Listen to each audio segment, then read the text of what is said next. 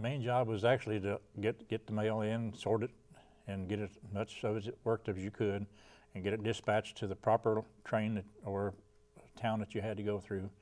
Do it all efficiently and everything else because of the scheme knowledge we had to have. It was pretty important that you knew what letter was, and we didn't have zip codes in. You had to know the name of town, what other train it went to, or whatever it went to get it there as efficiently as you could get it there, yes. Sorting letters, sorting bundles out of the pouches, sorting newspapers.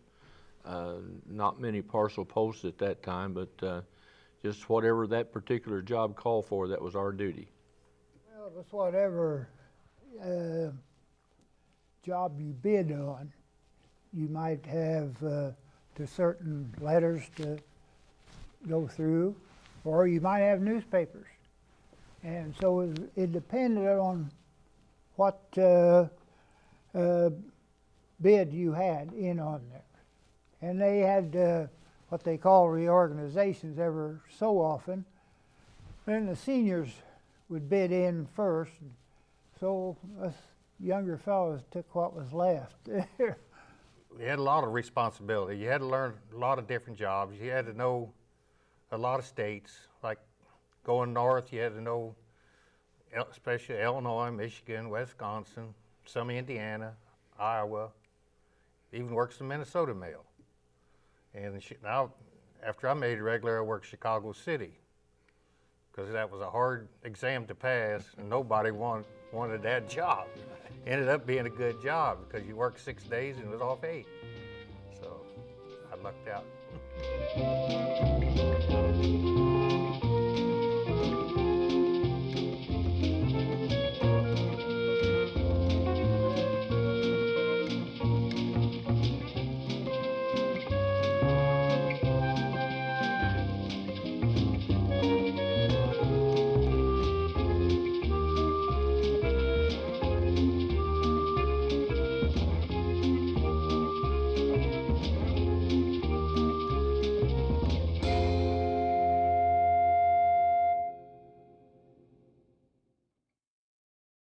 When I accepted the job, I went to Chicago, and that first day, they took about 15 of us into a room, and they were explaining what we were supposed to learn. And when that guy told us about, you know, you're going to have to learn maybe 5,000 where 5,000 towns and cities are. And I thought, that doesn't sound too good to me. But there was only one person. He got up and he said, I don't think I can do this. I'm going back home. And I wasn't too sure about it myself, but I'm glad I stuck with it.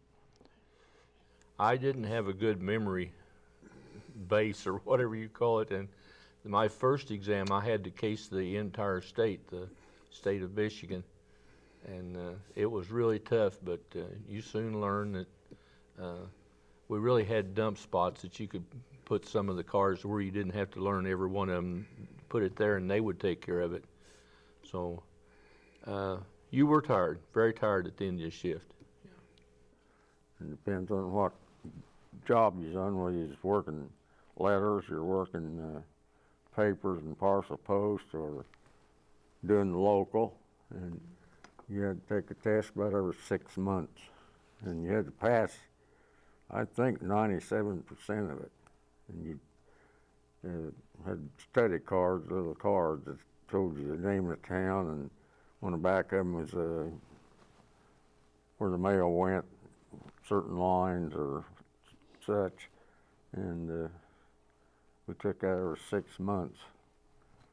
And you had to pass it. They expect you to pass it. And I think I learned every town in every state in Texas, clear out to New York State during my time of service. It took a lot of studying. You got credit for that. Study time. They allowed so much credit for study time.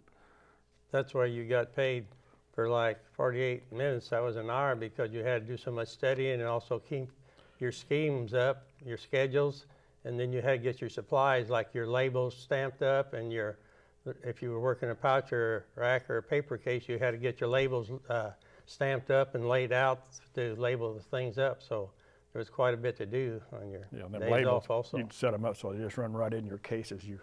After you hung your case, you could just run your labels in, and you have your facing slip stamped up. But each label or each facing slip, you stamped it with the train and number and your date and your name on it. So if there was mistakes, they traced it back to you, you know.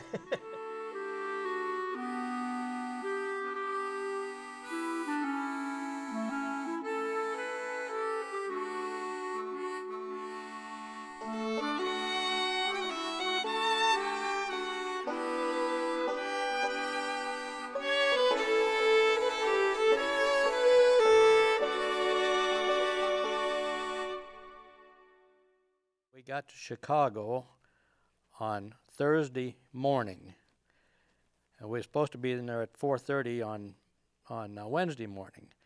And a fella come out of the office down to meet the train, and he says, "Oh, you guys didn't do bad." He says, "You're only, 4 o'clock." We got in there about, I think it was around 9 o'clock. And he says, "You're only 5 hours late." "No, John, this is yesterday's train 8. Well, then we were due back to work already. Our train to leave Chicago then was at 10:30. Well, we just barely had time to go grab a bite to eat and have a sandwich made to come back, and we left Chicago at 10:30 that morning, and we didn't get out to Omaha until Friday afternoon.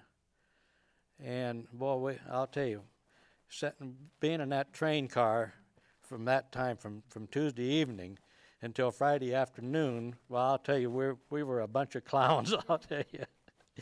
On the Gilman, it was a round trip to Chicago to St. Louis and back, and we went to work at 5:15 in the morning and finished up at 8:30 at night back in Chicago.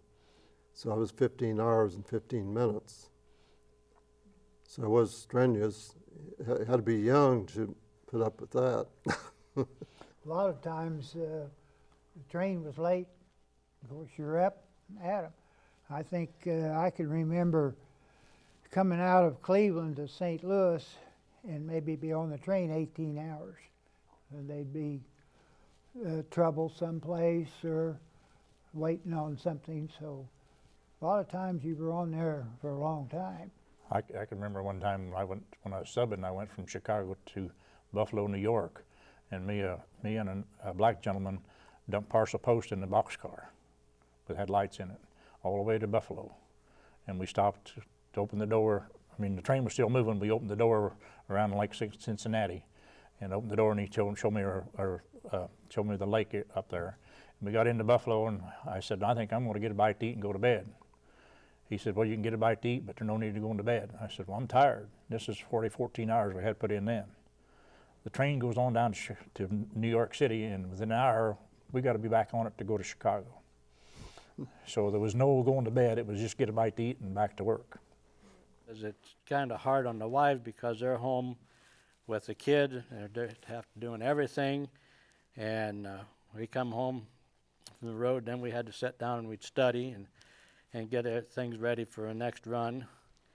And, it just put a lot on them, and we couldn't, as we were going along like that and the kids were in school, you missed out on all their programs and everything. But then at the same time, on the layoff, well, not the layoff, but your time off, you had 24 hours a day with your kids, and you spent more time with your kids, probably more so than most people did when they was working an 8-hour job and coming home.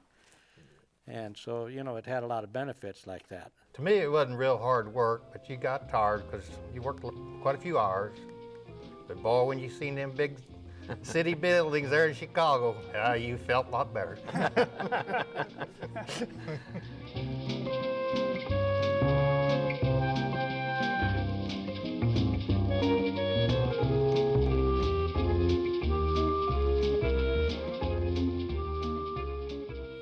I was a youngster, I used to visit my aunt in Carbondale, Illinois. And it seemed like every time I was there, the guy next door was sitting in his swing out on the porch. I asked her, I says, doesn't that fellow work? Oh yeah, he's got a good job. He works at Railway Mail Service. Says he works so many days and he's off so many days. Well, those off days really were attractive to me, even as a youngster. The schedule I had on the Shigill in St. Louis was 2-3, 2-3, 2-9. So I worked 6 days out of 21. But each time I went out, I traveled 1,800 miles by rail before I got back home. Had awful good benefits. You'd work 6 days on, 8 days off, but you got your sick leave and you got your vacation. So you had a lot of time off. So that's probably the best part of it. The pay wasn't all that great, but you can live on it. Some of you work 4 days and off 9, 6 and 8, and then they had 5 and 9. So you had a good layoff in between, but you did have to study on your days off and get all your paperwork and everything, all your labels and everything done at home. If you was a registered clerk, you had to get all that correspondence done, make sure somebody signed for every register you had. So you had a little time at home to work. But Yeah, once you got to be main regular, you work a week and off a week, so that week off, you put everything off to your week off to get things done around the house, you know. Or if it's like I was on the highway post office and I couldn't get a sub, I could trade with a guy run opposite me, then I'd cover him one of his next runs, which we worked together. A fella asked me one time, he said, what do you do with all those days off? I said, I have a wife and I have a home, and that pretty well takes care of my days off.